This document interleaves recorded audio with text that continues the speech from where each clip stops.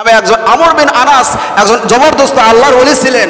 উনি জুমার নামাজ পড়ার পরে বাহিরে বার হয়েছে। তার এক বন্ধু বলতেছে, বন্ধু তুমি বিবাহ করার জন্য অনেক মেয়েতে খুঁজলে, পরে 3 বছর হলে মেয়ে খুঁজতেছো, আমার খোঁজে একটা মেয়ে আছে। আমর বিন আনাস রহমতুল্লাহ আলাইহি বললেন, ঠিক আছে, সেই মেয়েটার বাসা কোথায়, বাড়ি কোথায়? বলেছে মেয়েটা দেখতে শুনতে তেমন একটা বেশি ভালো না, শ্যামলা হবে গায়ের কালার, কিন্তু দিনদার পরহেজগার, কোরআনের হাফেজা। সুবহানাল্লাহ কোন। বলে যে কোরআনের হাফেজা হয় তাহলে আমি আর মেয়েকে দেখবো না, বিবাহ করতে চাই। সংক্ষিপ্ত বলতেছি, ছেলে ভালো হলে যে ভালো হয় এ একটা ছোট্ট ঘটনা। এবার আমর বিন আনাস রাদিয়াল্লাহু রহমতুল্লাহ আলাইহি উনি বিবাহ করলাম, মেয়েকে দেখতে চাই না, যেভাবে গুণকীর্তন তুমি বললাম বিবাহ করতে চাই। দিন তারিখ হয়ে গেল, বিবাহ হয়ে গেল। বাসর ঘরে ঢোকার পরে মেয়ের দিকে না তাকায়া আমর বিন আনাস উনি জায়নামাজ বিছায়া নামাজ আদায় করলেন। নামাজ আদায় করার পরে স্ত্রীর ঘোমটাটা খুলে দেখতেছে কালো কুচ্ছিরি। আমর বিন আনাস বলে, আমার দৃষ্টিতে এত কালো মেয়ে আমি জীবনে কোনোদিন দেখি নাই, এত কালো কুচ্ছিরি, চেহারাও দেখতে ভালো না। ও বলছে যে আমি যে 3 বছর হলো বিয়ে করি নাই, ভালো একটা সুন্দরী মেয়ে বিবাহ করবো একটা আশা ছিল, এটা কি বিবাহ করলাম। ওই তার বন্ধু তাকে ধোকা দিয়েছে, এই চিন্তা ভাবনা করে ওই ঘোমটা খুলে রাখছে, বাইরে চলে গেছে, কান্নাকাটি করতেছে, আল্লাহ এটা আমার জীবনে তুমি কি দিলে, আল্লাহ এটা কেমন পরীক্ষা।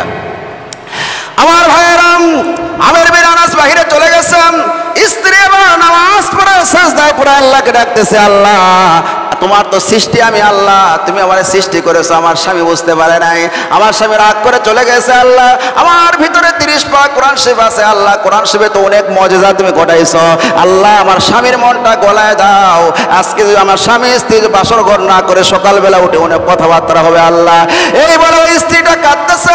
মুনাজাত শেষ করার পরে বাহিরে আসে, আমর বিন আনাসের হাত ধরলেন, বলে প্রাণের স্বামী রে, আমাকে তো আমি নিজে সৃষ্টি করি না, আমার আল্লাহ সৃষ্টি করেছে, আল্লাহ রাব্বুল আলামিন এই কালো মানুষের ভিতর থেকে কোনো বরকত দান করতে পারে, জোরে কোন সুবহানাল্লাহ।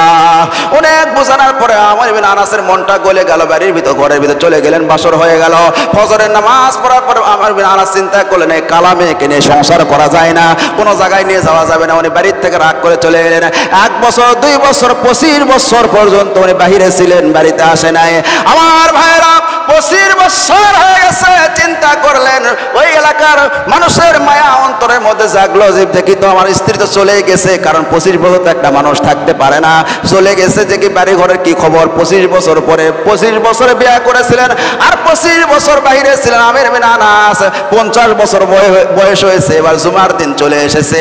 আমার ভাইরা এইদিকে ওই মেয়েটা ওই বাসর ঘর করার পরে চিন্তা করলেন, সকালবেলা স্বামী হইতে হাঁটতে গেছে, দুপুর হয়ে গেল, স্বামী বাড়িতে আসলো না, সন্ধ্যা হয়ে গেল, রাত্রিবেলা সিজদায় পড়ে আল্লাহর দরবারে ডাকতেছে, আল্লাহ আমার স্বামী আসতেছে না, আল্লাহ আমরা স্বামী স্ত্রী যে মিলন মোহব্বত করেছি রে আল্লাহ, এর মাধ্যমে তুমি একটা যুগ শ্রেষ্ঠ আল্লাহর ওলি তুমি পয়দা করে দাও, জোরে কোন সুবহানাল্লাহ।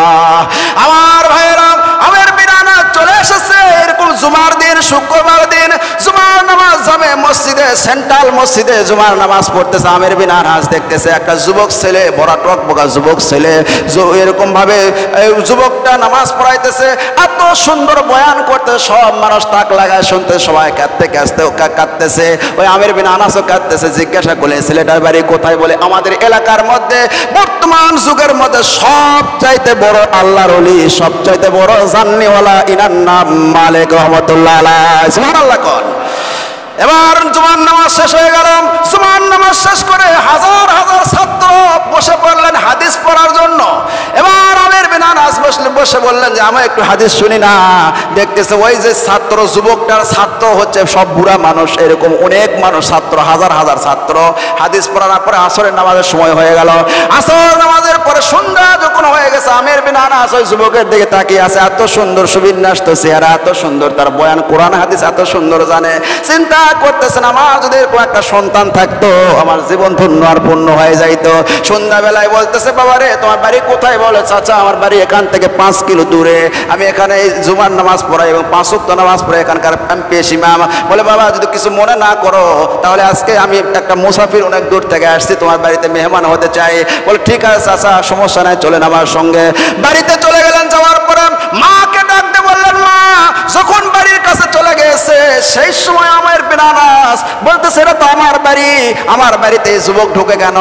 বলতেছে চাচা, বলতে তোমার কি বাবা নাই? বলে চাচা আমার বাবা নাই, আমার জনম দুঃখিনী মা আছে। বলে তোমার বাবা কি হয়েছে? বলে শুনেছি বিবাহ করার পরে বাসর রাত করে আমার মা কালা, ও সুন্দর দেখতে, আমার বাবা বাড়ির থেকে রাগ করে চলে গেছে, আমার বাবাকে কোনোদিন আমি দেখি নাই গো চাচা।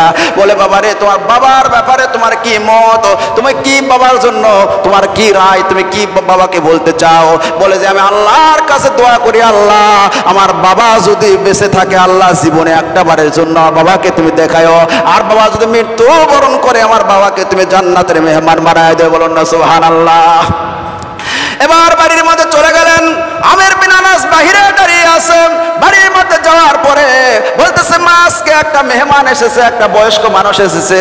ওই বয়স্ক মানুষ একটা কথা বলেছে। মা বলে তোমার মাকে সালাম দিবে আর তোমার মাকে বলবে যে কালা মানুষের মধ্যে বরকত থাকতে পারে। সুবহানাল্লাহ গণ। কালার মধ্যে কি থাকতে পারে?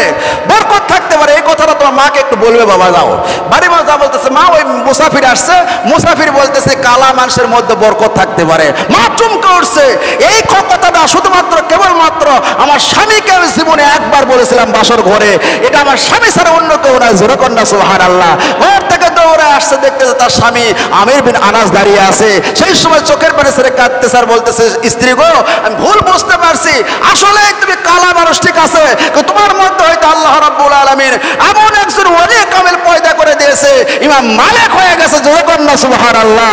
আল্লাহ পাক আমাদের সন্তানদেরকেও দ্বীন ঈমান ইসলাম শিক্ষা করার তৌফিক দান করুন। ওয়া আখিরু দাওয়ানা আলহামদুলিল্লাহি রাব্বিল আলামিন।